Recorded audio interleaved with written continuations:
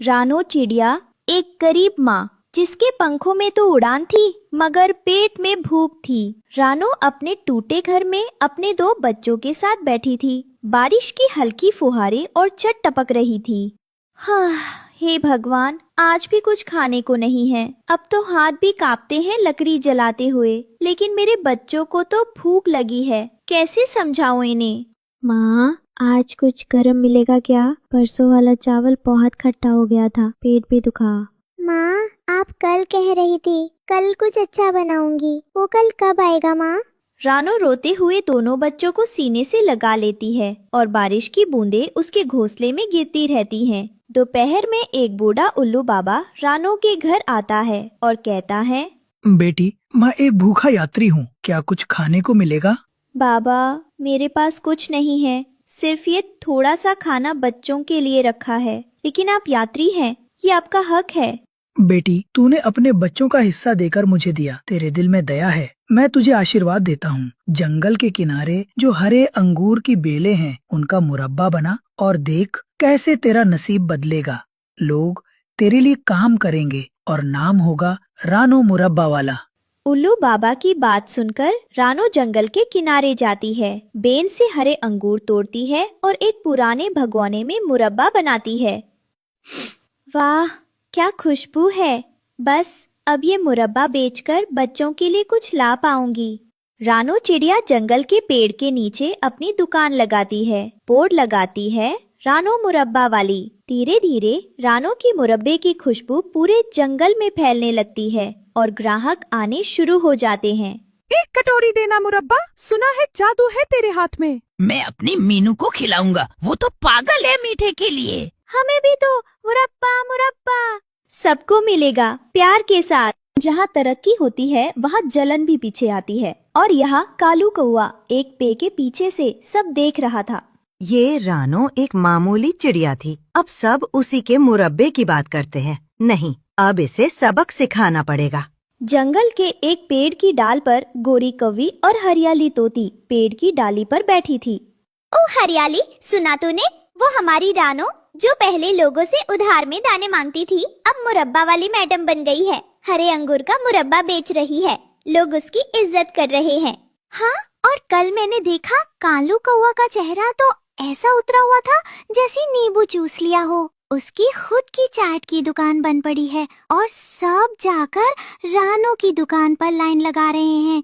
क्या दिन आ गए हैं। तो देख लेना, कालू जैसी जल्ले वाली आत्माएं चुप नहीं बैठती। अंदर ही अंदर कुछ न कुछ खिचड़ी पका रहा होगा। उसके मन में तो मुरब्बे से ज्यादा जहर उबल रहा है। और सुन, कल रात वो पेड़ के नीचे कुछ फुसफुसा रहा था बुल्ला चील से। मैंने अपने कानों से सुना। रानो को सबक सिखाना है, अब उसका मुरब्बा नहीं बिकेगा। हाय, ये तो बहुत नीच हरकत होगी। गरीब के हाथ का मुरब्बा और उस पर जहर डालने की बात। हाँ, ऐसी मरचात का क्या भरोसा गोरी। जब औरत आगे बढ़े तो उन्हें बर्दाश्त नहीं होता। लेकिन रानो सीधी है, भोली है। उसे कुछ अंदाजा ही नहीं कि कौन उसके पीछे क्या चाले चल रहा है। चल छोड़, मैं तो सोचती हूँ जाकर उसे बता दूं। लेकिन फिर सोचती हूँ हमारी बात मानेगी भी कि नहीं। कहीं ये ना कह दे कि हम चल रहे हैं। अरे हमें क्या, हम तो बस तमाशा देख रहे हैं। लेकिन जब बात बढ़ेगी तब ये कौवा खुद फंसेगा।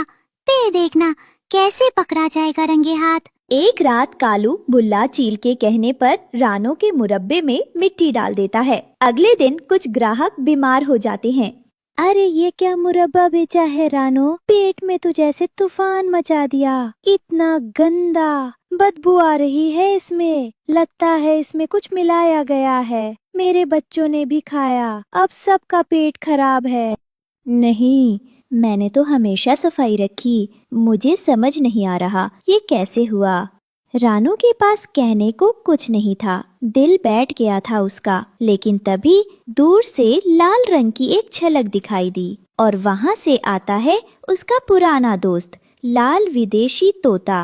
रुको सब लोग, पहले पूरी बात सुन लो। कल रात मैं पेड़ पर बैठा था। मैंने अपनी आंखों से देखा कालू कौवा रानो की दुकान के पास आया था और वो उसकी हांडी में कुछ डाल रहा था, छुप छुप कर, जैसे कोई चोर। तभी हरियाली और गोरी कौवी भी वहाँ आ जाती है और गोरी कहती है, अरे हाँ हाँ, मैंने भी देखा था। मैं तो हरियाली के साथ उस पेड़ के नीचे बैठे बैठे भुट्टा खा रही थी। कालू दबे पांव आया था।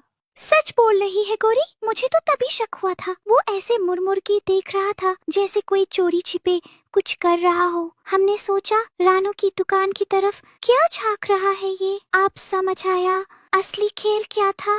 अरे हमें क्या पता था कि ये इतना गिर जाएगा। हरे मुरब्बे में मिट्टी, छी, गरीब का नसीब बर्बाद करने चला था। सभी पक्षी रानो को माफ कर देते हैं। सबकी आंखें कालू की ओर घूम गईं, जो दूर एक पेड़ की ओट में छुपा कांप रहा था। और सब कालू को सबक सिखाते हैं और उसे बहुत मार मारते हैं। माफ करना, मेरी जलन ने मुझे अंधा कर दिया था। सच और मेहनत कभी हारती नहीं और मुरब्बे की खुशबू अब जंगल के हर कोने में फैल गई थी। रानो अब सिर्फ मुरब्बा वाली नहीं, पूरे जंगल की शान थी। रानो की दुकान अब बड़ी हो गई है और दूसरे पक्षी भी उसके साथ काम कर रहे हैं। एक बोर्ड टंगा है, रानो मुरब्बा फूड्स।